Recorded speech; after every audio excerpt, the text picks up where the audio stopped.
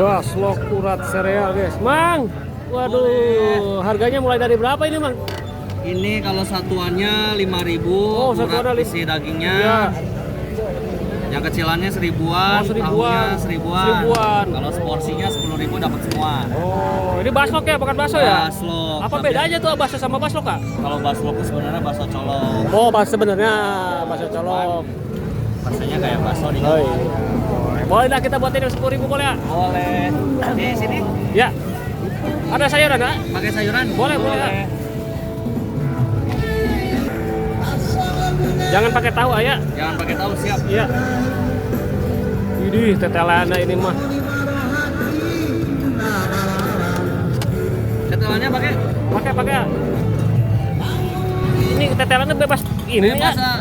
Mau gimana banyak juga. Selagi ada mah. Lagi ada mah, aduh. Darah tinggi kagak itu? Banyak. Bebas pilih ini mah. Ih, ada kuahnya juga. Selagi stok masih ada. Lagi stok masih ada ya. Dikasih sepuasnya. Ini baslok apa namanya? Baslok urat sereal. Baslok urat sereal. Kita lihat. Iya.